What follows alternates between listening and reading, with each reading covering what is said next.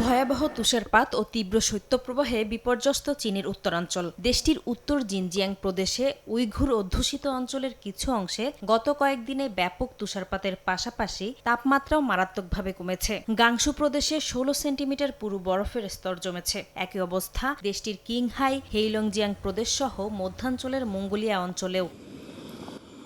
ভারী তুষারপাতের কারণে যানবাহনের পাশাপাশি বিমান চলাচলও ব্যাহত হচ্ছে। এরই মধ্যে বেশ কিছু যাত্রীবাহী ট্রেন চলাচল স্থগিত করেছে রেলওয়ে কর্তৃপক্ষ।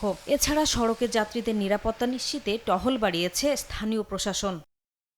জনভোগান্তি কমানোর জন্য সড়ক ও রেললাইন থেকে বরফ সরাতে নিরলসভাবে কাজ করে যাচ্ছে শত শত শ্রমিক। যোগ দিয়েছেন সড়ক রক্ষণাবেক্ষণকারীরাও। লবণ ছিটানোর পাশাপাশি গাড়ি দিয়ে বরফ সরিয়ে পরিষ্কার করা হচ্ছে সড়ক। তবে আগামী ২৮ নভেম্বর পর্যন্ত চীনের বেশিরভাগ এলাকায় তাপমাত্রা ৬ থেকে ১০ ডিগ্রি সেলসিয়াস নেমে যাবার সঙ্গে সঙ্গে তুষারপাত আরও বাড়তে পারে বলে ধারণা আবহাওয়াবিদদের। এরই মধ্যে সতর্কতা জারি করেছে দেশটির আবহাওয়া অধিদপ্তর। এমনকি বেশ কয়েকটি অঞ্চলে আরও তুষারপাতের পাশাপাশি বৃষ্টিপাতেরও পূর্বাভাস দেয়া হয়েছে।